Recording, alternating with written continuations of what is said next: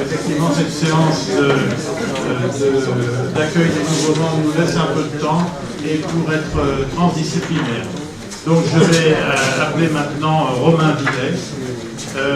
Romain Villet est un littéraire, il est écrivain et vous avez peut-être lu son livre Look de chez Gallimard, qu'il a publié en 2014. C'est un ancien élève de l'Institut des sciences politiques de Paris. Il est également philosophe, mais ce n'est pas un sous-entendu. Il a une autre qualité, c'est qu'il est pianiste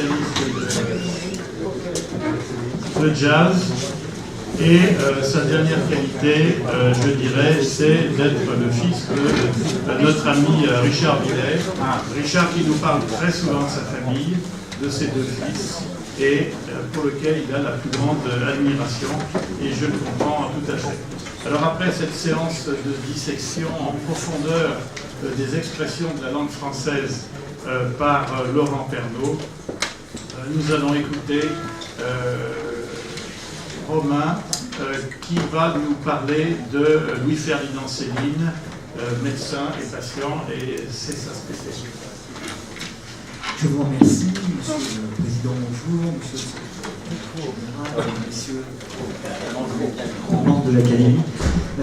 Avant tout, je voudrais commencer par vous dire que je tiens pour un très grand honneur d'avoir été invité aujourd'hui à évoquer la personne de Louis-Ferdinand Céline devant vous, et plus particulièrement un aspect de Céline que l'on connaît peut-être moins, à savoir sa carrière médicale et son rapport à la maladie.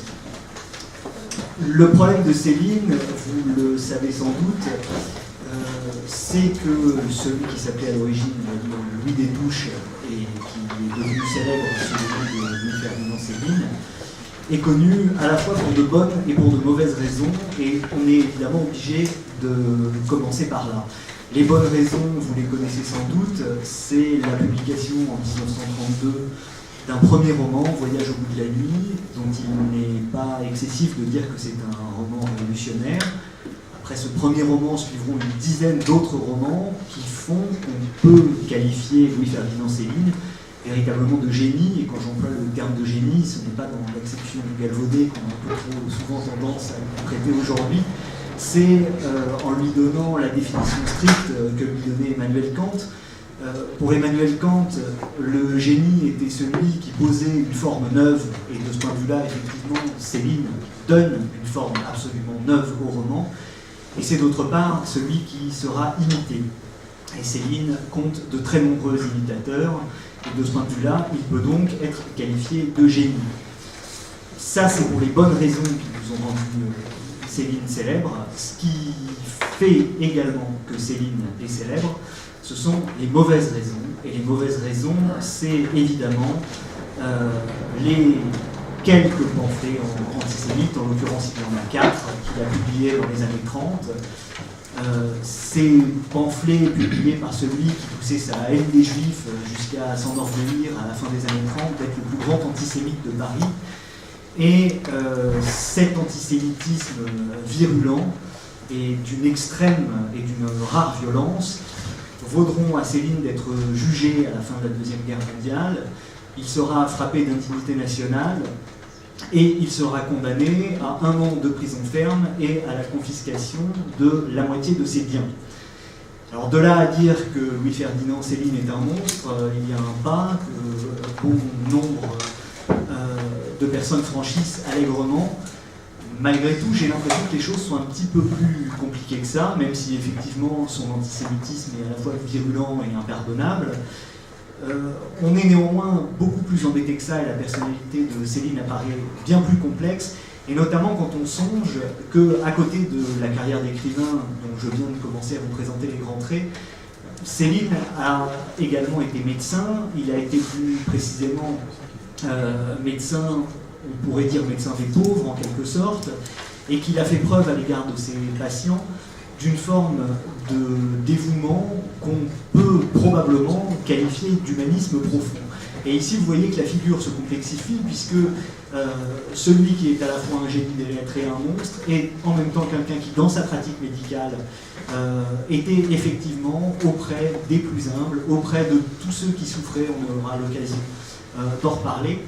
Et c'est pour ça qu'afin d'essayer de tirer au clair et qu'on essaye de se faire ensemble une idée un peu plus précise de cette figure tantôt si antipathique et dont l'œuvre est pourtant si séduisante, il m'a paru, puisque je parle aujourd'hui dans une assemblée presque exclusivement composée de médecins, qu'il était intéressant d'aborder la figure de Céline sous l'angle de son rapport à la maladie. Le rapport à la maladie de Céline, ce que j'entends par là, c'est d'abord les maladies dont Céline a souffert lui-même, puisque je vais avoir l'occasion de vous le dire, Céline est un grand malade, il a été blessé dans la Première Guerre mondiale, il en gardera des séquelles toute sa vie, et donc j'aurai l'occasion de vous en parler. Les maladies de Céline, c'est également les maladies que Céline a connues dans le cadre de sa pratique médicale. Et puis, la maladie de Céline, enfin, pour que la métaphore soit opératoire, c'est bien entendu cet antisémitisme dont je vous ai déjà dit quelques mots, et pour lequel il a été jugé maladie dont on l'a accusé d'avoir été un des propagateurs, probablement à juste titre. Et donc, je vais revenir sur chacun de ces points, mais avant d'en arriver là, il est absolument indispensable, parce qu'on ne peut rien comprendre à Céline si on ne commence pas par là, de se souvenir que Céline a eu 20 ans en 1914. Effectivement, Céline, née à Courbevoie le 27 mai 1894, son père, Fernand Détouche, est employé d'assurance. C'est un être colérique, lui-même déclassé, relativement renfrogné, qui lit, ça aura son importance pour la suite, La Patrie, qui est un journal antisémite. Et c'est donc un personnage colérique. Sa mère est, pour sa part, une femme courageuse, très grande travailleuse, qui est restée boiteuse après une poliomyélite. Et c'est une femme qui vend des dentelles qu'elle ne portera jamais. Alors ça aussi, on va voir que ça a une très grande importance pour la suite, et elle les vend soit en faisant du porte-à-porte, soit dans son tout petit magasin du passage Choiseul. Le passage Choiseul a été rendu célèbre par Céline, notamment dans son deuxième roman, Mort à crédit, qui a paru en 1936, dans lequel Céline nous décrit à la fois cet endroit, cette enfance, et ce qu'a été le climat de son enfance, lui qui était donc fils unique. Et là-dessus, il faut reconnaître que Céline nous décrit un climat extrêmement dur, avec des parents extrêmement durs, qui vivaient dans une très grande misère. Et il faut bien reconnaître que Céline, ça lui arrivera assez souvent, à un petit peu noirci le trait, pourrait-on dire. Alors je profite de cette première occasion pour le souligner, c'est que le propos de Céline le romancier est généralement moins de retranscrire la réalité des faits que d'essayer de transmettre une impression. Quand on demandera à la fin de la vie de Céline en quoi il est véritablement novateur, il dira ma véritable innovation, ce qui fait de moi un novateur en littérature, c'est d'avoir su transposer dans le langage parlé l'émotion, dans le langage écrit, pardon, l'émotion du langage parlé. Et il dira à cette occasion, avec un livre écrit dans mon style émotif, donc qui est le nom qu'il donne à ce nouveau style dont il est l'inventeur, vous avez l'impression que quelqu'un joue à l'intérieur de votre tête avec la harpe de vos propres nerfs. Et effectivement, c'est une littérature nerveuse qui a une vocation à émouvoir plutôt qu'à raisonner. Alors ça aussi, j'aurai l'occasion de vous en reparler dans un petit instant. Mais ça veut dire que Céline, d'ailleurs, se place de ce point de vue-là dans la lignée des impressionnistes. Et ce qui l'intéresse avant tout avec la littérature, c'est de créer une impression, de créer une émotion. Et c'est donc l'impression et l'émotion qui l'intéressent plus que la réalité des faits. C'est pour ça que, avec ce premier exemple de Mort à crédit, on est obligé, mais comme c'est quasiment toujours le cas avec Céline, de regrouper ce que nous disent les romans d'une part, ce que disent ses propos et les lettres d'autre part, il y a souvent une légère divergence, et enfin ce que disent les biographes. Alors les biographes, nous disent effectivement que dans Mort à crédit, Céline a un petit peu exagéré, parce que ses parents n'étaient pas aussi pauvres que Céline l'a laissé entendre, et on n'était pas au fond véritablement dans une misère prolétarienne. Il serait probablement plus juste de dire que les parents de Céline étaient de tout petits bourgeois. Ce qui est vrai, ce que Céline avait très bien vu en revanche, c'est que ses parents étaient extrêmement respectueux à la fois de l'argent et de ceux qui le détenaient, et puis également du pouvoir. Il y a un sens très profond du devoir dans cette famille. C'est au fond une famille de petites gens qui sont très à leur place et qui n'ont aucune aspiration à en sortir, et qui surtout ont extrêmement bien intégré l'ordre social dont ils sont loin d'être les principaux bénéficiaires. Donc, néanmoins, il est excessif de dire que ces gens-là vivaient dans une misère absolue, parce qu'il y a quelques critères qui nous permettent de déceler la toute petite bourgeoisie. Parmi ces critères, on peut notamment noter que Céline apprendra le piano dans sa jeunesse, pendant son enfance. Et puis on peut aussi observer que quand Céline arrêtera ses études, et c'est là encore un mystère sur lequel il faudra revenir, quand il arrêtera une première fois ses études, avant de les reprendre des années plus tard pour devenir médecin, en 1907, ses parents l'enverront pendant 2 ans en voyage, en Angleterre et en Allemagne, avec cette idée que la connaissance des langues étrangères est probablement une excellente façon de trouver une place dans le commerce international. Donc, à des petits détails comme ça, on s'aperçoit que la famille de Céline n'était pas aussi dramatique et invivable que ce qu'a raconté l'écrivain une trentaine d'années plus tard dans Mort à crédit. Après les 2 voyages dont je viens de vous parler en Allemagne et en Angleterre, Céline rentre à Paris. Il exerce différentes professions. Il a à l'époque, puisqu'il est né en 1894, aux alentours de 15 ans, donc il fait une entrée dans la vie active extrêmement précoce.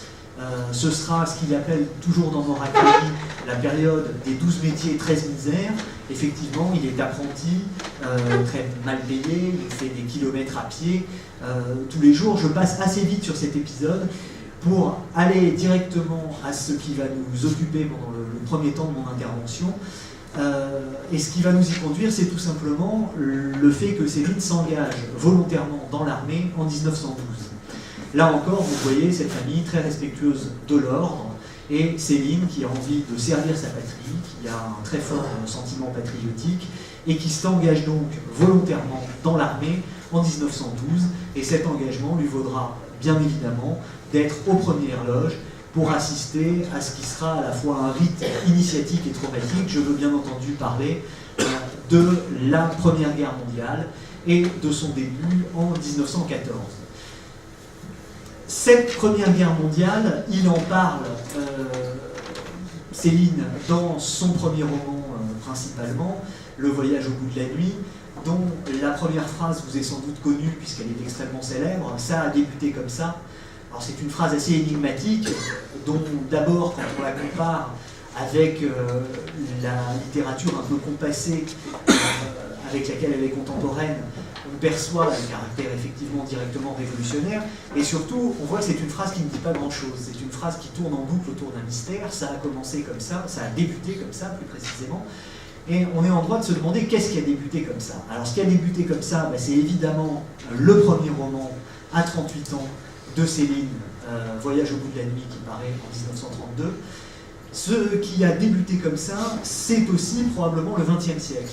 En vous disant ça, je pense aux nombreux historiens qui considèrent que le XXe siècle n'a pas commencé ni en 1900 ni en 1901, mais bel et bien a commencé avec le premier conflit mondial en 1914. Effectivement, avec cette Première Guerre mondiale, commence un bouleversement, c'est l'effondrement d'un monde ancien et l'avènement d'un nouveau monde dont les romans de Céline et le style émotif dont je vous ai parlé tout à l'heure et dont j'aurai l'occasion de vous redire quelques mots, sont en quelque sorte la voie, puisque Céline, notamment avec Voyage au bout de la nuit, donne en fait une voie au nouveau siècle qui vient de commencer. Alors pour mesurer en quoi ce siècle est véritablement nouveau et le bouleversement qu'il représente, on peut comparer ce qu'écrivait Céline avant la guerre, en 1912, et ce qu'il écrira pendant la guerre, mais alors que lui aura été démobilisé dans des circonstances sur lesquelles je vais revenir dans quelques instants, en 1916. Pour ça, c'est assez simple, il y a la correspondance de Céline, où on voit un Céline qui se fait encore appeler Louis Détouche à l'époque de son nom de baptême, et qui adresse des lettres à ses parents pendant qu'il est à l'armée, qui sont des lettres d'un jeune soldat extrêmement docile, plutôt patriote, tout à fait acquis aux causes nationalistes, volontiers fanfaron et belliciste, qui a envie d'aller en découdre avec les Allemands. Et surtout, ce qui est très frappant, c'est qu'on voit que son style n'est pas du tout celui qui le rendra célèbre. On est très loin du style émotif dont je vous disais quelques mots tout à l'heure. Un autre écrit qui nous permet très bien de mesurer ce gouffre, c'est ce qu'on a appelé plus tard les carnets du cuirassier des touches. Alors il y a une très belle histoire, on a peu de temps mais je vais quand même vous la raconter, c'est que ces carnets ne sont en fait qu'un journal intime que tient Céline qui vient de rentrer dans l'armée, il y a 18 ans, et il y a un petit carnet sur lequel il note ses impressions, et puis le jour où il part au combat, il confie ce carnet à un de ses camarades qui s'appelle Marcel Langlais. Ce carnet est perdu jusqu'en 1957, c'est-à-dire 45 ans plus tard, où en lisant un article de presse où Céline revient sur ses premières années d'engagement militaire et où il dit moi à l'époque j'étais le cuirassier des touches, Marcel Langlais reconnaît le camarade qui lui a donné ce carnet et les carnets du cuirassier des touches refont surface en 1957 alors que Céline les avait confiés à Marcel Langlais en 1914. Et c'est un document, évidemment, pour ceux qui ont l'habitude de lire l'œuvre de Céline, qui était déjà quasiment intégralement constituée en 1957, un document absolument bouleversant, parce que, comme je vous le disais, il permet de mesurer tout ce qui s'est passé entre novembre 1912 et, pour être précis, novembre 1914. Puisque le style de Céline n'existe absolument pas et qu'on est dans un discours qui est à peu près le même que celui qui existait dans les lettres que Céline envoyait à cette époque-là à ses parents, à savoir, au fond, un discours extrêmement respectueux de l'ordre, des ordres militaires, de l'autorité, de la hiérarchie sous toutes ses formes et des puissants. 2 ans plus tard, 2 ans après 1914, une autre lettre nous permet de voir quelles étapes ont été franchies. C'est les lettres que Céline adresse alors qu'il surveille une plantation au Cameroun en 1916. Et il a une correspondance avec une jeune femme qui s'appelle Simone Saintu, et dans laquelle il s'étonne, notamment, il revient, c'est une époque où il digère en fait tout ce qu'il a vécu, ce conflit armé. C'est le début d'une grande réflexion pour lui.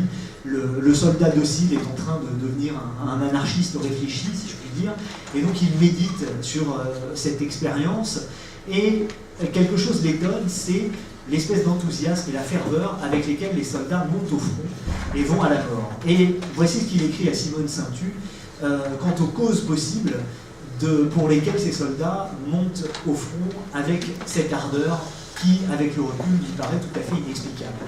Alors la première de ces causes, c'est le feu sacré qui, nous dit-il, se rapproche beaucoup d'une forme de folie quelconque.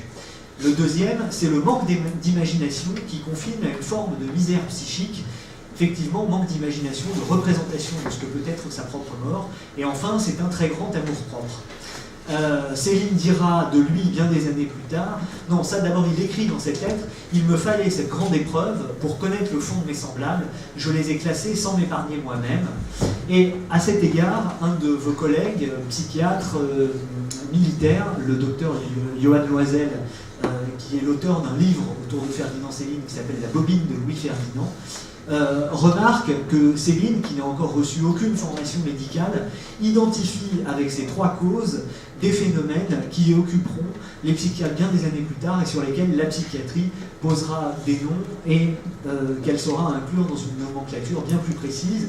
Donc on a, dans une certaine mesure, une forme d'intuition des grandes découvertes psychiatriques auxquelles vont donner lieu la Première Guerre mondiale et dont je vais avoir l'occasion de vous parler dans quelques temps. Céline étant en première loge, il ressent ça alors même qu'il n'est pas formé à la médecine, mais ça donne en tout cas raison à ce qu'il dira bien des années plus tard, ma nature est médicale, la psychothérapie mon fort. Et effectivement, on a cette intuition psychiatrique très grande, et cette intuition en tout cas lui permet de sentir, et ça apparaît clairement dans les courriers qu'il adresse à Simone Saintu, que le héros tel que le considérait le cuirassier des Touches en 1912, n'est plus le héros dont parle Céline en 1916. Le héros dont parle Céline en 1916, c'est celui qui refuse de marcher au pas, qui refuse d'aller au combat, qui refuse de se soumettre. Autant dire que le héros est un lâche. Et ça, c'est un thème qui est développé à de nombreuses reprises dans Le Voyage au bout de la nuit, où on assiste à ce basculement. Alors que s'est-il passé entre-temps? Entrons un tout petit peu dans le détail de cette histoire-là. Et bien, entre-temps, il y a eu effectivement le début de la Première Guerre mondiale, et puis il y a eu cette journée absolument décisive dans la vie de Céline, qui est une journée de bascule, qui est la journée du 27 octobre 1914. Que se passe-t-il le 27 octobre 1914 ? Sous un feu nourri, les supérieurs du régiment de Céline cherchent des volontaires pour aller transmettre un message, et Céline se porte lui-même volontaire, indépendamment du feu nourri, pour aller transmettre un message à un poste de commandement situé de l'autre côté de la ligne de front. Donc Céline s'engage volontairement, où on retrouve cette fameuse ferveur qui lui posera tant de questions et cet enthousiasme à aller au-devant des balles. Il l'a donc effectivement connu très personnellement, et la chose ne manque pas, si je puis dire, puisque au cours de cette mission extrêmement périlleuse, Céline sera frappé. D'abord, il sera projeté par le souffle d'un éclatement d'obus, ce qui lui causera une commotion cérébrale, et puis il sera ensuite blessé par balle au bras droit, et donc il sera évacué du front, il sera opéré du bras. De sa commotion cérébrale, il souffrira d'acouphènes. Enfin, il est effectivement dans un très mauvais état, et ses faits d'armes sont reconnus. Il se retrouve donc au Val-de-Grâce, et c'est dans une salle de Val-de-Grâce qu'il apprend le 25 novembre 1914 qu'il est diplômé par celui qui n'est pas encore, mais qui deviendra bientôt le maréchal Joffre. Et ça aura une importance considérable, et il faut s'en souvenir pour la suite. C'est que Céline a donc été médaillée de guerre pour un fait d'armes qui a été reconnu comme un fait d'héroïsme pendant la Première Guerre mondiale. Le 25 janvier 1915, Céline est à nouveau opérée de son bras droit, et finalement il est jugé inapte à retourner au combat, et il sera finalement déclaré invalide à 70%, avec un nombre de séquelles sur lesquelles je reviendrai tout à l'heure. Alors ça, c'est pour les faits. Je vous parle de Céline, alors que j'aurais dû à ce moment-là vous parler de Détouche, puisque là je vous parle effectivement non pas du double romanesque, à savoir de Bardanu, qui est le héros de Voyage au bout de la nuit, mais je vous parlais bel et bien de Détouche. Maintenant, je voudrais m'intéresser à la transposition romanesque de ces événements, où, puisque dès le premier roman de Céline, la médecine et les conséquences médicales qu'on peut tirer des informations que je viens de vous donner sont toutes présentes, et sont présentes en très grand nombre. Alors, il est très intéressant de s'apercevoir que dans la transposition romanesque, qui est pourtant extrêmement fidèle de ce qu'a été la vie du cuirassier des Touches, Céline ne dit pas un mot de ses blessures sur le champ de bataille.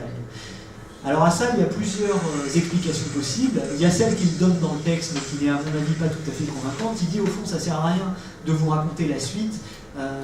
La blessure est située dans une ellipse du roman, et Céline dit, et puis ensuite il y a eu tout un certain nombre d'épisodes, ça ne sert à rien de vous raconter, d'abord parce que du temps a passé, et aujourd'hui plus personne ne me croirait. Et c'est avec cette espèce de pirouette que Céline passe sur cet épisode, et qu'il ne décrit pas sa blessure. Il y a une autre hypothèse, et qui est, à mon avis, à la lecture du roman, une hypothèse beaucoup plus convaincante, c'est que, au fond, Céline ne tient pas à insister sur les blessures physiques dont il a été victime, parce que les blessures les plus importantes et le véritable bouleversement médical que propose la Première Guerre mondiale, c'est des bouleversements dans l'ordre des blessures psychiques, et notamment autour de ce qui apparaît dans Le Voyage au bout de la nuit, sous l'appellation de la maladie de la peur. Effectivement, on a dans Le Voyage au bout de la nuit beaucoup de mentions de ce phénomène qu'on découvre à l'époque, qui est cette maladie de la peur, qu'on appelait à l'époque également l'obusite, à savoir, pour le dire, ce qu'on appellerait aujourd'hui tout simplement les troubles de stress post-traumatique. Donc ces soldats qui reviennent absolument traumatisés et phobiques du champ de bataille.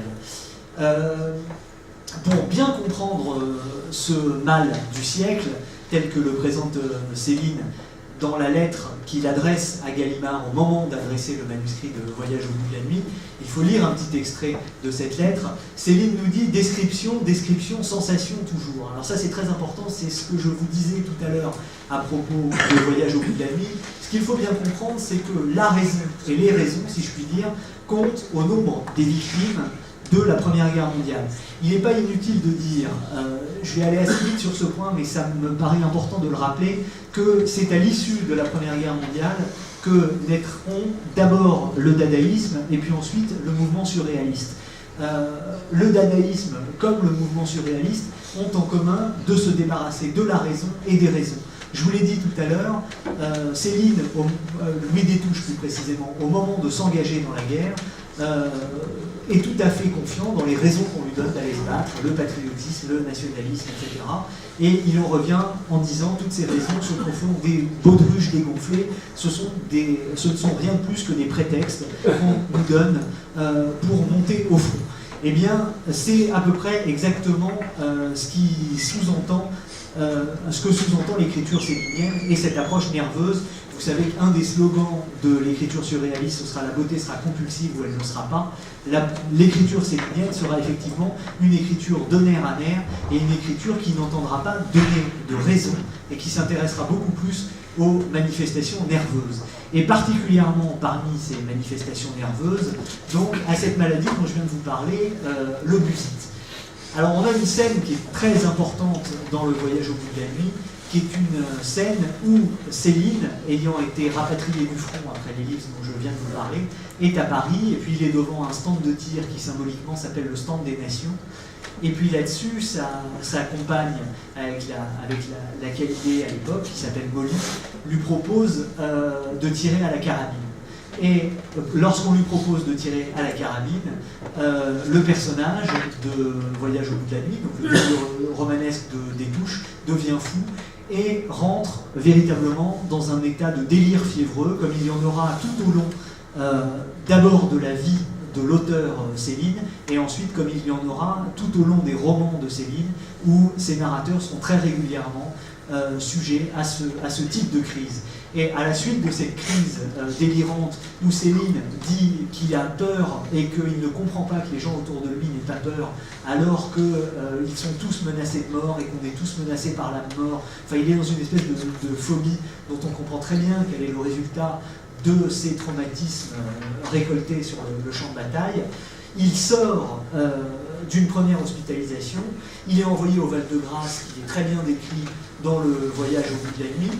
Et puis, alors là pour le coup c'est dans la biographie de Céline, mais là pour le coup les deux marchent véritablement de pair. Céline sort du Val-de-Grâce et il est envoyé avec son ami Albert Mignon à l'hôpital Paul Brousse de Villejuif, où ils sont soignés par un personnage que vous connaissez et que je connaissais également avant de préparer cet exposé pour vous, à savoir tout simplement par Gustave Roussy, qui est à l'époque psychiatre des armées et dont je dois bien vous avouer que j'ai découvert une phase nettement moins réconfortante que celle qui lui a valu d'avoir un institut de cancérologie à son nom, puisque Gustave Roussy, alors même si la chose mérite évidemment d'être mise dans son contexte à cette époque-là, est un partisan du torpillage électrique, puisque la technique dite du torpillage électrique aurait selon lui les vertus de faire sortir ces soldats traumatisés de leur état de prostration de façon à les remettre le plus vite possible sur pied afin de les renvoyer au front.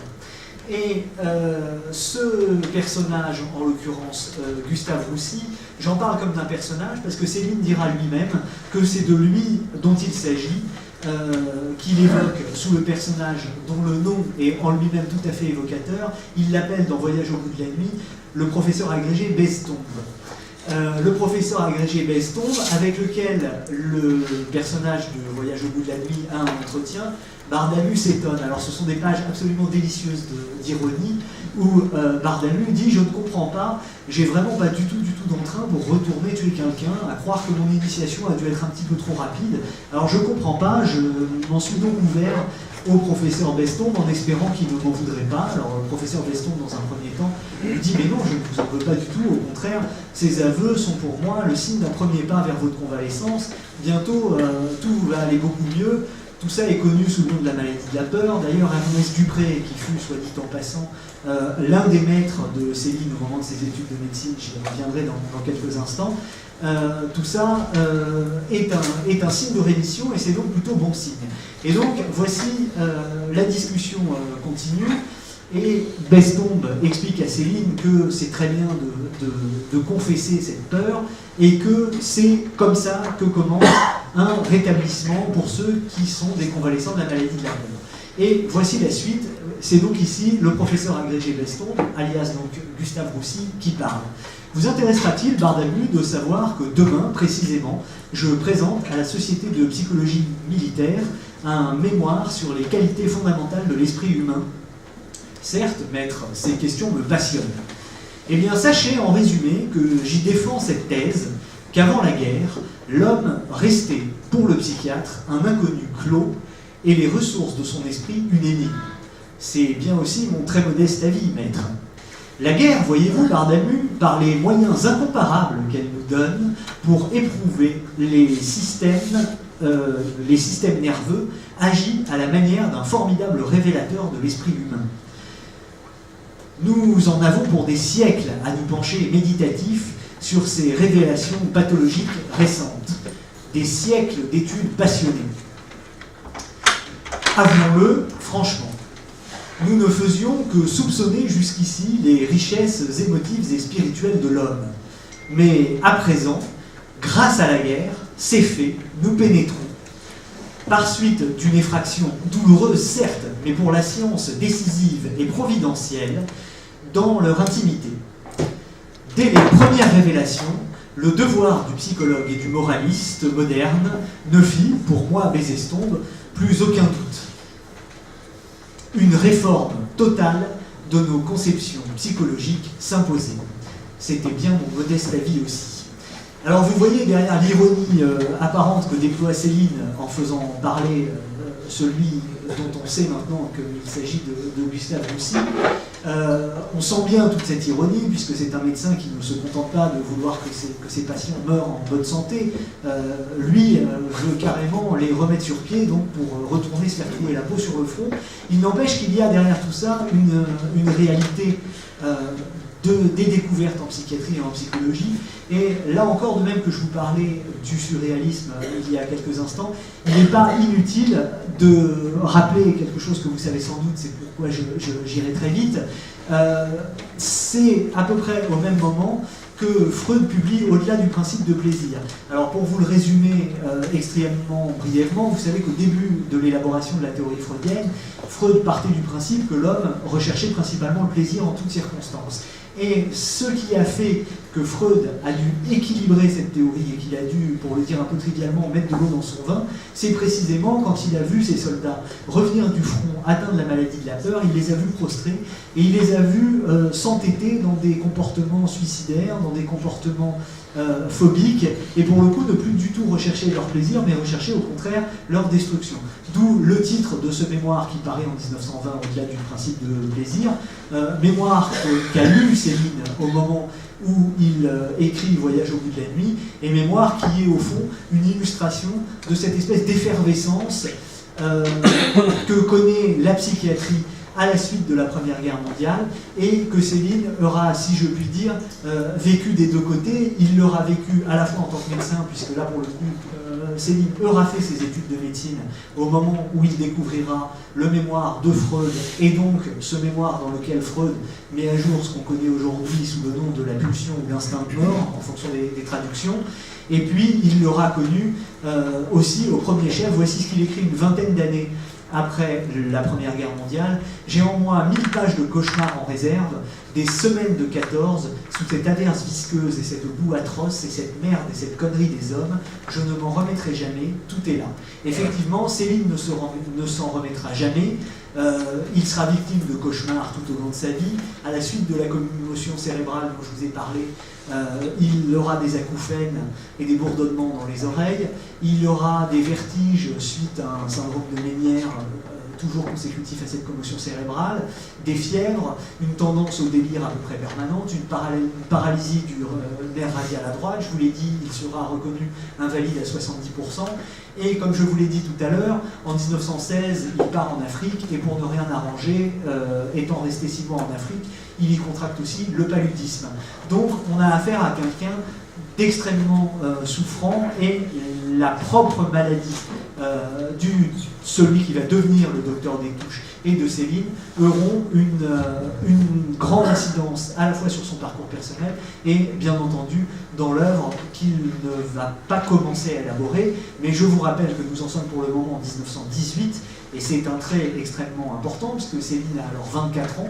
Et bien que Céline ait 24 ans, il n'est à l'époque ni médecin, ni écrivain, et il ne songe même pas à cette époque à être ni l'un ni l'autre. C'est donc ce que je voudrais qu'on examine maintenant, après donc ce moment consacré à la maladie de la peur, dont j'aurai l'occasion de vous redire quelques mots. Je voudrais qu'on s'intéresse à cette double vocation. Alors cette double vocation, elle est, si vous voulez, la double vocation. Je parle d'abord de la vocation de médecin, et puis ensuite je vous parle je vous dirai quelques mots de la vocation d'écrivain que Céline tient pour une maladie.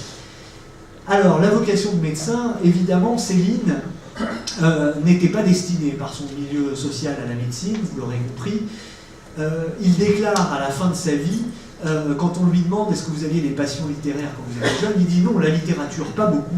J'avais une admiration énorme pour les médecins. C'est la médecine qui m'impressionnait. Je voyais un type miraculeux qui guérit les douleurs et qui fait des choses stupéfiantes avec un corps qui n'a pas envie de marcher. Alors ça, il revient sur ses souvenirs du passage Choiseul quand il était jeune. Je trouvais ça joliment épatant, ça me bluffait, il avait l'air très savant, je trouvais ça absolument un magicien. Il y a cette fascination de Céline pour la médecine qu'il conservera toute sa vie, avant même de devenir médecin, alors qu'il est en train de surveiller sa plantation en Afrique. Il consulte des manuels de médecine tropicale. Céline était d'une immense curiosité intellectuelle, et son parcours d'ailleurs en reflète, puisqu'il a pratiqué une bonne quinzaine de métiers avant de se consacrer d'abord à la médecine et puis ensuite à l'écriture de ses livres. À la fin de la guerre, une fois qu'il est revenu d'Afrique, il est embauché pour faire des missions dites prophylactiques, notamment des campagnes de prévention contre la tuberculose. Alors là, il n'est toujours pas médecin, mais c'était des missions qui, dans le cadre de la coopération franco-américaine à la fin de la Première Guerre mondiale, étaient financées par la Fondation Rockefeller. Et donc, Céline va notamment dans les campagnes pour faire de la prévention médicale, bien qu'il n'ait pas la formation. Mais en tout cas, on voit qu'il tourne déjà autour de cette idée de la médecine et que la médecine le fascine. En 1919, il rencontre un personnage qui aura une importance capitale dans sa vie. Ce personnage, c'est le professeur Follet, qui est alors l'agrégé de l'université de Rennes. Et les deux personnages se séduisent. Ils se séduisent et Céline fait plus que séduire le professeur Follet, puisqu'il séduit la femme du professeur Follet qui ne tarde pas à devenir sa femme. Donc il épouse la fille du doyen. Et ayant épousé la fille du doyen, il bénéficie d'un programme d'anciens combattants qui lui permet de passer son bac. Et lui, qui avait donc passé son certificat d'études en 1907, obtient le baccalauréat en 1919 et se lance immédiatement dans ce qui était le rêve depuis toujours, à savoir devenir médecin. Et donc il entame ses études de médecine en 1919. Alors je ne résiste pas à vous lire l'extrait d'une lettre qu'il écrit à son ami Albert Milon, celui avec qui il a connu Gustave Roussy dont je vous parlais tout à l'heure, concernant justement cette possibilité d'accomplir même très tardivement une vocation et un rêve impossible. Voici ce qu'il écrit à Milon: crache devant, dessus, dessous, tous les gens qui te diront que c'est impossible. On arrive à ce qu'on veut. Et il ajoute, et là je vais être obligé de vous demander de me pardonner pour la trivialité des propos, mais je pense qu'il y a sans doute quelques carabins parmi vous qui me les pardonneront plus facilement que d'autres. Céline poursuit à ce moment-là en expliquant à son ami: la destinée est une putain qui se tait quand on l'enfile, mais pour ça il faut bander. Voilà qui résume très exactement ce qu'était la philosophie de Céline à cette époque-là, dont je vous rappelle qu'il a entre 25 et 30 ans à l'époque où il fait ses études de médecine. En 1922, il revient à Paris. Revenant à Paris, il travaille avec Ernest Dupré, dont je vous ai dit quelques mots, qui était à l'époque professeur en psychiatrie médico-légale. C'est un enseignement qui le marquera, si bien que le nom d'Ernest Dupré sera présent dans plusieurs romans de Céline. Et puis ensuite, il se demande s'il ne veut pas s'orienter vers la recherche. Alors là, il va à l'Institut Pasteur, où il fait notamment la connaissance d'André Wolff, le futur prix Nobel de 1965 avec François Jacob et Jacques Monod. Et il donnera d'ailleurs dans Voyage au bout de la nuit une description de l'Institut Pasteur dont André Wolff dira qu'elle est particulièrement à la fois cruelle et réaliste. Donc c'est des pages auxquelles je ne peux que vous renvoyer pour ceux d'entre vous qui tiennent à avoir un regard un peu critique et sarcastique sur l'Institut Pasteur. Ça se trouve donc dans le Voyage au bout de la nuit. Et puis finalement en 1924, Céline décide de se lancer dans une thèse. Et il fait donc sa thèse avec un professeur en clinique obstétricale, à savoir le professeur Auguste Brindeau, qui a été membre de l'Académie de médecine, que certains d'entre vous connaissent probablement. Et il se lance donc dans une thèse d'histoire de la médecine. Alors c'est une thèse, là encore je vais vous en dire quelques mots, sur Semmelweis. Semmelweis est un sujet qui correspond particulièrement bien à Céline, d'abord parce que c'est une thèse de médecine historique, et que Céline, au fond, est assez pressé, il n'a pas le temps de faire des recherches, il aime la recherche, mais Céline est très intéressée par l'histoire, et ce qui frappe surtout quand on lit cette thèse qui a été publiée, qui existe aujourd'hui en livre de poche, je ne sais pas si c'est arrivé à beaucoup d'entre vous d'avoir la thèse publiée en livre de poche, mais en tout cas c'est arrivé à Céline, et effectivement, cette thèse méritait d'être publiée en livre de poche, parce qu'elle est à mi-chemin entre la médecine et la littérature. C'est déjà quasiment un roman que nous raconte Céline, avec la vie de ce professeur dont je ne vous ferai pas l'affront de vous dire qu'il a donc découvert comment se prémunir contre les infections puerpérales. C'est ce médecin hongrois, et ce qui fait que cette figure a tant plu à Céline au fond, c'est qu'elle correspond exactement à ce qu'est la figure d'un héros, tel que Céline la considère depuis qu'il est revenu du front de 1914. Puisqu'en effet, Semmelweis, après avoir expliqué qu'il fallait se laver les mains pour éviter aux femmes de mourir en couche, ce qui s'est passé à ce moment-là, c'est qu'il a été extrêmement mal reçu par l'Académie et par les autorités médicales constituées à cette époque-là, de sorte que Semmelweis a été banni par ses pairs en quelque sorte, et que c'est la figure de celui qui refuse de marcher au pas et qui ploie sous le poids d'une vérité qu'il est seul à reconnaître et qu'il est seul à assumer face à la masse et face aux autorités constituées. Et la vie de Semmelweis finira assez mal, puisqu'il finira, cette histoire le rendra tout simplement fou, et qu'il finira dans un asile d'aliénés. C'est donc une histoire qui était tout à fait propice à frapper l'esprit de Céline. Et ce qui est très frappant pour le lecteur de cette thèse, c'est qu'on a affaire déjà à un très grand styliste, ce qui n'échappera pas à Auguste Brindeau, qui dira à Céline, mon cher Hélène, vous êtes fait pour écrire. Et Céline, là-dessus, est d'ailleurs de plus en plus proche de l'écriture. Néanmoins, sa thèse en poche, il se fait embaucher à la Société des Nations. Il est envoyé en voyage, parce que Céline est un très grand voyageur, et c'est sans doute l'un des corollaires de cette immense curiosité dont j'en parlais tout à l'heure. Il est envoyé d'abord aux États-Unis, ce dont le Voyage au bout de la nuit gardera la trace, et puis ensuite en Afrique pour étudier notamment l'évolution de la fièvre jaune. Et puis, après quelques années où il voyagera entre le siège de la Société des Nations à Genève et dans divers pays du monde pour étudier des questions épidémiologiques, Céline finira par rentrer en France et il posera sa plaque de médecin généraliste à Clichy. Et là commence la vie qui sera très présente dans ses œuvres littéraires, à savoir sa vie de médecin de banlieue. Voilà donc pour la vocation de soigner. Pour ce qui est de la vocation d'écrire, là c'est très intéressant parce que Céline, au fond, s'est toujours défendu contre cette vocation. Il le dit dans des interviews à la fin de sa vie, mais il l'avait beaucoup dit dans ses œuvres. Un bonhomme qui s'assoit pour écrire des chères pensées et envoyer des messages et raconter des histoires me paraît toujours ridicule. Effectivement, Céline trouve tout ça assez ridicule. Et donc, au début, on lui demande mais pourquoi vous écrivez? Enfin, c'est une question qu'on lui pose dans une interview à la fin de sa vie. Et on lui dit mais pourquoi écrivez-vous? Et là-dessus, Céline commence par donner un mauvais argument, c'est pour ça que je vais aller très vite sur cet argument-là. Céline dit, eh bien, j'écris tout simplement pour gagner de l'argent.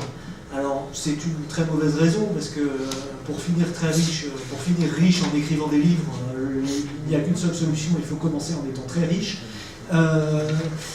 Et donc, Céline, à l'évidence, répond à ces interviews-là, non, moi je voulais en fait la médecine, puisque j'exerçais en dispensaire ou alors dans des milieux tellement misérables en banlieue que généralement je n'osais pas réclamer d'honoraires.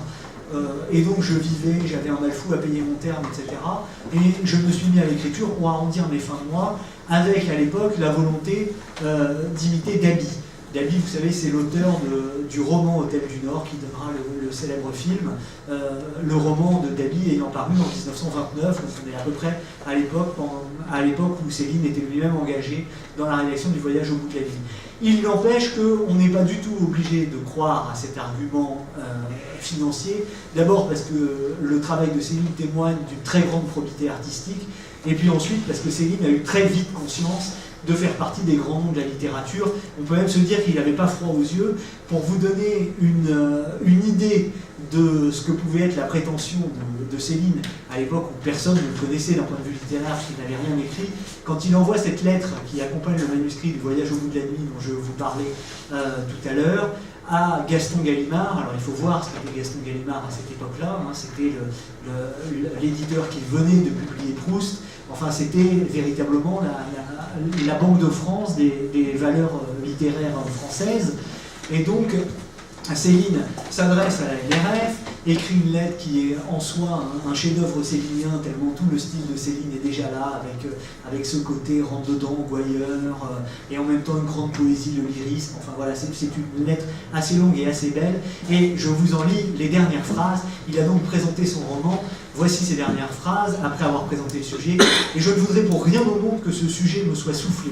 C'est du pain béni pour un siècle de littérature et le prix Goncourt 1932 dans un fauteuil pour l'heureux éditeur qui saura retenir cette œuvre sans pareil, ce moment capital de la nature humaine. Voilà. La lettre est signée Docteur Détouche, et comme vous le voyez, donc pour quelqu'un qui écrit exclusivement pour de l'argent, vous voyez qu'il y a quand même une très nette ambition littéraire qui se dégage de ce projet, ambition qui sera évidemment reconnue. Alors derrière ce premier argument, il y en a un autre qui nous intéresse ici, c'est que Céline, au fond, nous dit « Eh bien j'écris tout simplement parce que je suis malade ». Il le dira dans le dernier entretien qu'il donne le 6 février 1960, « L'écriture est une maladie, c'est un signe de maladie. Si vous êtes dans la vie, vous êtes avocat, vous êtes médecin, vous prenez vos plaisirs dans la vie, tandis que quand vous vous amusez à raconter des histoires, c'est que vous fuyez la vie. Je suis un malade nerveux détraqué, comme mon père et ma mère, qui étaient ataviquement très nerveux. Je ne suis qu'un malade et l'écriture est une tare. » Effectivement, c'est une idée qui revient sans cesse chez Céline, c'est que l'écriture est à la fois un symptôme et un remède, c'est à la fois son poison et son remède, si on peut dire. C'était déjà le cas, et il l'exprimait déjà en ces termes dans Mort à crédit, où il disait « Mon tourment à moi, c'est le sommeil. Si j'avais bien dormi toujours, j'aurais jamais écrit une ligne. » Et effectivement, là, on retrouve les cauchemars dont il nous parlait tout à l'heure, celui qui a un psychisme extrêmement torturé, et au fond, l'écriture est une espèce d'échappatoire pour un maître délirant qui reconvertit en littérature les bouffées délirantes qui sont les séquelles de ce que sont les traumatismes de l'enfance et évidemment les traumatismes de soldats qu'il a rapportés de la guerre de 14-18. Après, bien que ce soit une maladie et bien qu'il se soit défendu d'avoir aimé écrire et qu'il ait dit que c'était ridicule, il a fini par dire c'était un don que j'avais, que je ne pressentais pas, qui me gênait, mais j'avais ce don-là et j'aimais malgré tout tortiller la phrase. Et je me suis donc accommodé de ça, puisque j'étais fait pour faire des livres. Et voici donc comment les deux vocations étant révélées, elles finissent par aller de pair. Alors là-dessus, Céline nous dit, eh bien oui, mes deux vocations vont de pair, mais le problème, c'est que la littérature a énormément nui à mon travail de médecin, parce que mes patients savaient que j'avais fait de la littérature, et ils pensaient que j'étais un esprit faux qui racontait des histoires et qui donc ne faisait pas de médecine sérieusement. Alors, une fois de plus, vous l'aurez compris, c'est un classique avec les propos de Céline, il faut toujours un peu démêler le bon grain de livret, si je puis dire. Céline, là-dessus, nous raconte probablement pas tout à fait la vérité, parce qu'il a considérablement compliqué la vie d'hommes et de médecins de Céline. C'est évidemment pas les romans, et c'est évidemment pas Voyage au bout de la nuit, mais c'est ce qui va nous occuper dans la troisième et dernière partie de cette intervention, à savoir, bien entendu, les pamphlets antisémites, et son engagement dans la collaboration et la condamnation qui s'en est suivie. Donc, je voudrais maintenant m'intéresser plus spécifiquement à cette partie-là, qu'il est difficile d'éviter, et particulièrement en me demandant si on peut considérer que l'antisémitisme de Céline est un antisémitisme maladif. Ce qui permet de le penser, c'est qu'effectivement, la lecture de ces pamphlets témoigne très clairement d'un esprit délirant. C'est un esprit qui est plus hyperbolique que jamais, qui vitupère, qui raconte absolument tout et n'importe quoi, en fait, est affublé du nom de juif, tout ce qui déplaît à Céline. Alors Céline, notamment, n'aime pas Racine et Stendhal, qui l'accuse d'avoir une langue extrêmement berlificotée. Et donc, Céline parlera des juifs Racine et Stendhal. L'un des nôtres n'étant évidemment absolument pas juif, mais on voit que sous le vocable de juif, entre pêle-mêle dans une espèce de délire ratiocinant comme ça, au fond, tout ce qui fait l'objet de sa détestation. Et donc, on a bel et bien affaire à un être délirant devant la plume. Johan Loisel, le psychiatre dont je vous parlais tout à l'heure, dit d'ailleurs que Céline parle de sa folie raciste. On a effectivement à voir quelque chose qui, là aussi, touche peut-être à la phobie qui pourrait être une conséquence de cet esprit traumatisé par la Première Guerre, puisqu'on voit qu'on a affaire à un esprit paranoïaque et complotiste, dirait-on aujourd'hui. Effectivement, il y a bel et bien des conséquences. Il n'empêche que, au regard de la justice, Céline n'est pas reconnu comme fou, il n'est pas dément, et c'est bien pour ça qu'il peut être jugé et qu'il est jugé responsable. Et Céline lui-même d'ailleurs ne se défaussera pas véritablement de cette responsabilité. D'abord parce que c'est pas le genre de la maison, Céline assume ses propos et il les assumera jusqu'à la fin de sa vie. Alors en reconnaissant qu'effectivement il s'est égaré, Johan Loisel le dit, il parlera de cette folie raciste, etc. Mais les arguments de Céline seront toujours les mêmes. Il dira: je ne comprends pas comment on s'est acharné sur moi, qui n'ai jamais fait accuser au fond de ma liberté d'expression, puisque je n'ai jamais été payé pour écrire les articles que j'ai donnés aux journaux collaborationnistes, que le maréchal Pétain lui-même me détestait, que je ne suis jamais allé à la soupe, que j'ai jamais brigué aucun poste, qu'ensuite j'ai été moi-même médaillé de guerre et traumatisé par la Première Guerre au point de considérer que tout valait mieux que la guerre et je ne voyais pas pourquoi on devait faire la guerre pour sauver les Juifs. Alors c'est un très mauvais argument, mais qu'il faut quand même replacer dans son contexte. C'était également celui qui soutenait un philosophe comme Alain, ce qui est quand même tout à fait étonnant. Et donc il faut aussi se replacer dans ce contexte qui est celui de ces gens qui ont connu la Première Guerre et qui, dans un esprit qu'on peut dire québécois, se disent que finalement tout vaut mieux plutôt que d'éviter la guerre. Il n'empêche que Céline est délirant et qu'il finit par être arrêté après avoir fui en Allemagne d'abord, où il suit les hautes autorités du régime de Vichy, et puis au Danemark ensuite. Il est arrêté, il est emprisonné, et à la suite de son procès, alors l'avocat danois, puisqu'il sera jugé au Danemark, son avocat danois dira lui-même, son avocat danois qui était pourtant membre de la résistance, dira, bah oui, effectivement, c'est un être antisémite, mais il est complètement fou, et d'un autre côté, il est d'un tellement grand talent littéraire que, bien que complètement piqué, on se doit de le défendre, et on se doit de le défendre notamment d'une part pour l'idée conçue de la justice, et surtout pour la haute idée conçue de la littérature. Et donc Céline trouvera en la personne de cet avocat danois quelqu'un qui voudra bien le défendre. Il n'empêche que Céline sera condamnée, comme je vous le disais au début, à 1 an de prison ferme qu'il purgera dans une prison danoise, et il écrira, peu de temps après sa sortie de prison, une lettre à un médecin. C'est toujours très intéressant de voir la correspondance de Céline avec les médecins, parce que Céline aimait tellement les médecins, et au fond, Céline, qui parlait toujours un peu au second degré, on a l'impression qu'il n'y a qu'avec ses collègues médecins qu'il parle sans rouler des mécaniques, enfin sans... Il y a un degré de sincérité supplémentaire qui est franchi quand Céline parle à ses collègues médecins. Et voici ce qu'il écrit à ce médecin qui avait beaucoup aimé le voyage au bout de la nuit et qui lui dit « Mais comment avez-vous pu écrire les pamphlets? Enfin, comment avez-vous pu vous égarer à ce point-là » Et voici ce que répond Céline. « C'est l'horreur, j'ai un besoin de démolir, de me détruire moi-même. Je défie le malheur, et le malheur, vous le savez bien, il finit par se rendre et il arrive. C'est pervers, c'est majociste, je cherche ma propre destruction, ma propre angoisse, parce que tout au fond, je ne suis qu'un couard, j'ai toujours peur, où on retrouve la maladie de la peur, mais je suis tiré vers mon angoisse, l'instinct de mort. » Vous voyez que effectivement, quand on voit ça sous la plume de Céline, on a tendance à se dire qu'il pourrait y avoir un lien. Après, moi, c'est pas directement à moi d'en juger. Moi, je trouve effectivement ces pamphlets insupportables. Après, mon point de vue, à la limite, vous intéresse peu. Il n'empêche qu'on peut y déceler probablement une forme relativement pathologique. Céline, donc, se fait arrêter. Il est à ce moment-là arrêté et emprisonné dans une prison au Danemark. Je vais vous lire, parce que c'est une épreuve très difficile à ce moment-là pour celui qui était déjà mal en point, comme vous l'aurez compris.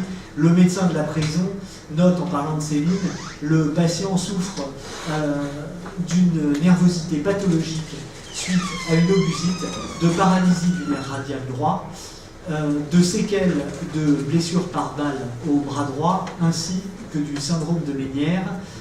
Il a un psychisme très instable, son poids est tombé de 72 à 62 kg pour 1,78 m. Donc vous voyez qu'on a affaire à un Céline qui est en très mauvaise santé. Il n'empêche que Céline, évidemment, ne peut plus pratiquer la médecine à cette époque-là, ou alors il la pratique pour son propre compte.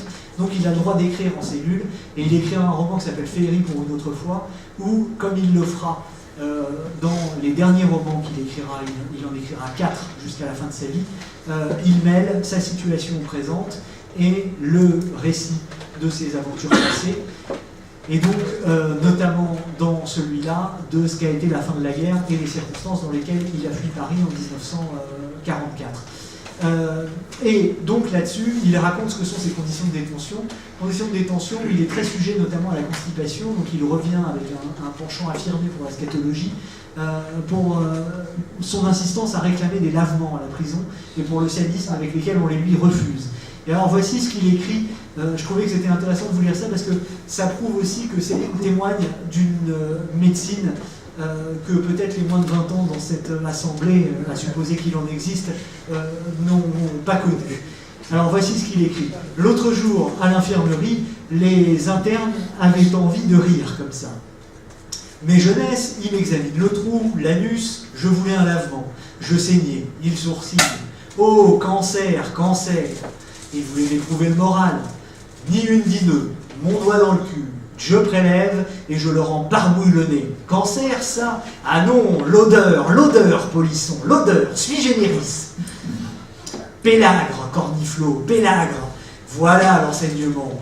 On a de la clinique ou on n'en a pas. Ils voulaient me surprendre, moi, le sensible Lelard, le disciple de Follet. Et donc vous voyez ce Céline qui effectivement témoigne de cette époque où on en était encore à lécher le crâne des nouveau-nés pour voir si la sueur salée révélait la mucoviscidose. Et c'est donc aussi de cette médecine-là dont témoignent les livres de Céline. Alors, les livres de Céline font, comme je vous l'ai beaucoup dit, une très grande part à la médecine, de sorte qu'il m'est très difficile de choisir quelques extraits, sauf d'autant que je vais conclure d'ici quelques minutes. Grosso modo, il faut comprendre que la médecine servira à la fin de sa vie, à Céline aussi, à se donner le fond d'humanisme que certains lui dénient. Il écrira notamment dans son livre intitulé D'un château l'autre qu'il serait même prêt à soigner Jean-Paul Tartre, comprenez Jean-Paul Sartre, à qui il en veut énormément, parce que Jean-Paul Sartre a dit qu'il s'était fait payer pour écrire ses articles, et il a écrit effectivement des articles très calomnieux à l'égard de Céline, et donc Céline a une dent tout à fait particulière, et donc Céline nous dit, eh bien, même si je rencontre Jean-Paul Tartre, qui est pourtant mon ennemi juré, évidemment que je le soignerai, et il précise, enfin c'est mon métier médecin, j'ai pas d'exceptionnel mérite, les affligés, les désespérés, ma vocation. Cette vocation, Céline en rend compte tout au long de ses écrits. La médecine lui permet donc de faire contrepoids aux vitupérations à la fin de sa vie, puisque Céline passe son temps à la fin à dire qu'il a été injustement condamné, qu'au fond, ce pourquoi on lui en veut, c'est d'avoir été un si grand écrivain et d'avoir, avec un seul livre, fait une plus grande révolution littéraire que tous ceux qui barbouillent péniblement pendant 40 ans, et que donc, selon lui, c'est ça qu'on lui a fait payer. Il dit qu'on lui a fait payer son origine sociale. Et donc, au milieu de ces imprécations, la médecine revient comme une façon de nous dire que, au fond, il est du côté toujours de ceux qui souffrent, que pendant la fin de sa vie, quand il reviendra en France à partir de 1951, il se réinscrira à l'ordre des médecins, il replacera sa plaque et il continuera à soigner les humbles, très souvent d'ailleurs, et ça c'est pas que le romancier qui le dit, c'est vérifié par les biographes, sans demander d'honoraires, donc il y a une espèce de dévouement comme ça. Et la médecine est aussi une façon de nous placer du côté de la dimension tragique de l'existence. De ce point de vue-là, ça rappelle la mort de l'enfant dans les frères Karamazov. Et ça, c'est effectivement quelque chose qu'on voit, notamment avec la célèbre scène de la mort de Bébert, ce jeune enfant qu'on voit mourir dans Voyage au bout de la nuit. Et ce sont des pages déchirantes où Céline nous présente la médecine quasiment comme un tremplin métaphysique vers la dimension tragique de l'existence. Dans son deuxième livre, Céline écrit « Je n'ai pas toujours pratiqué la médecine, cette merde ».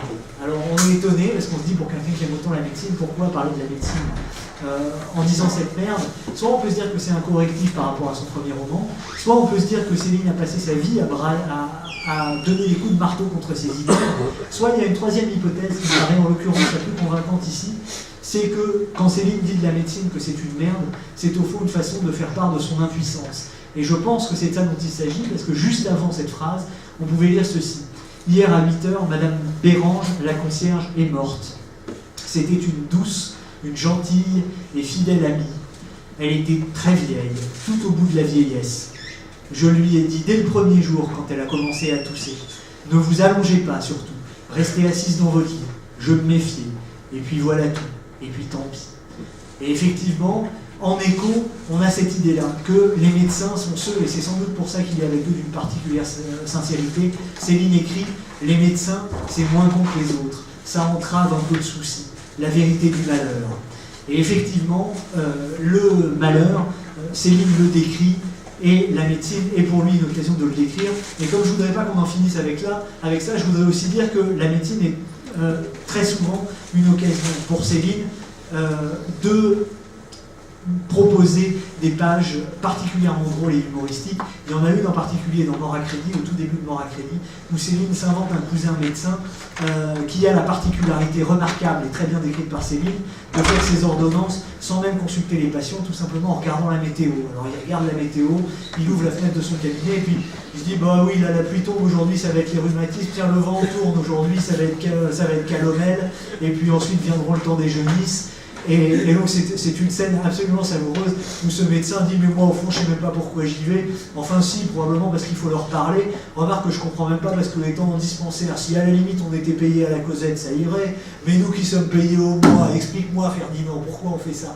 Et donc la scène commence comme ça et elle se conclut avec les mots que voici, où toujours le même Augustin parle à son cousin en ces termes. Tu les crois malades? Ça gémit, ça rote, ça titube, ça pustule. Tu veux vider ta salle d'attente instantanément, même de ceux qui s'en étranglent à se ramener les glavios.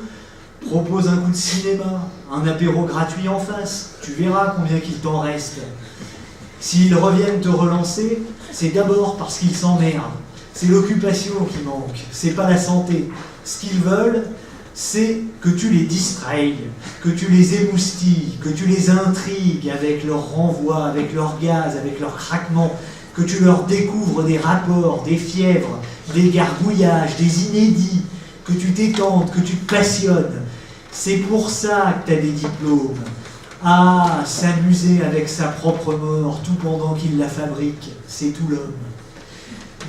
Et donc, quelques mots en conclusion. Céline nous dit à la fin de sa vie qu'au fond, il n'avait pas ce qu'il fallait pour être un grand médecin, qu'il n'avait d'abord pas la rigueur scientifique, qu'ensuite il a commencé trop tard. Et donc, il est très lucide là-dessus. Il dit non, au fond, je n'étais qu'un bon médecin de quartier. Moi, j'étais fait pour assumer cette vocation qui me déplaisait, à savoir celle d'assumer des livres. Et c'est effectivement ce qu'il fera toute sa vie. Le 1er juillet 1960, il meurt à Meudon, alors qu'il a pris sa retraite en tant que médecin depuis quelques années et qu'il continuait à écrire des livres. Et celui qui, tant par la littérature que par la médecine, aura cherché au fond, par ses deux voies, une seule chose, à savoir se tenir au plus près du mystère de la vie, aura eu la satisfaction d'apprendre peu de temps avant son entrée dans la Pléiade. Et après cet exposé, vous comprendrez pourquoi, sans doute, c'est en toute logique qu'il reviendra à un médecin d'en rédiger la préface et la présentation. Ce médecin, vous le connaissez et vous le savez, il s'agit du professeur Henri Mondor. Je vous remercie.